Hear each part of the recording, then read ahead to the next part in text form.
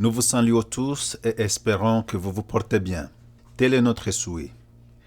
On vous souhaite la bienvenue sur Philo-Europe. La Communauté économique des États de l'Afrique centrale, CEAC, a été instituée le 18 octobre 1983 par la signature à Libreville de son traité constitutif qui a fait l'objet d'une révision adoptée le 18 décembre 2019 et entrée en vigueur le 28 août 2020.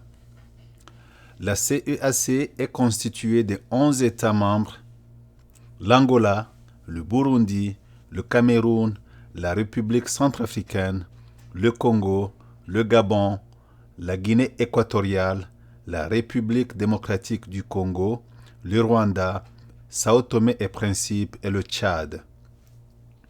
Elle est l'une des 8 communautés économiques régionales, CER en sigle, reconnues comme piliers de l'intégration régionale en Afrique et de ce fait pleinement engagées dans de multiples dynamiques en lien avec la construction de la communauté économique africaine prévue par le traité d'Abuja. L'organe exécutif principal de la CEAC a acquis le statut de commission en décembre 2019 à l'issue d'une réforme institutionnelle.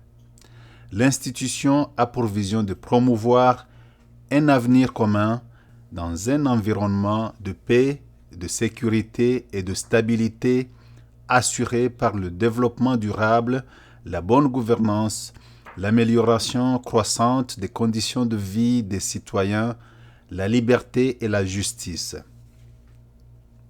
Le Rwanda s'est retiré de la CEAC à partir du 7 juin 2025.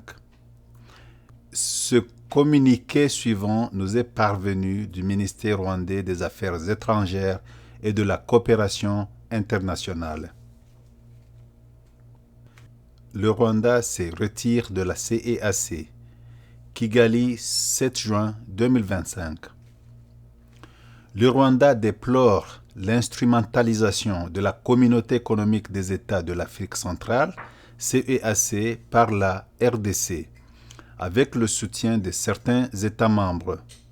Cette dérive s'est une fois de plus manifestée lors du 26e sommet ordinaire tenu aujourd'hui à Malabo, où le droit du Rwanda à la présidence rotative, tel que stipulé dans l'article 6 du traité, a été délibérément ignoré pour imposer le diktat de la RDC.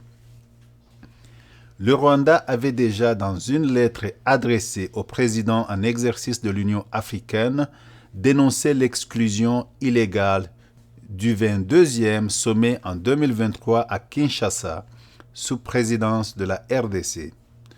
Le silence et l'inaction qui ont suivi confirment l'échec de l'organisation à faire respecter ses propres règles.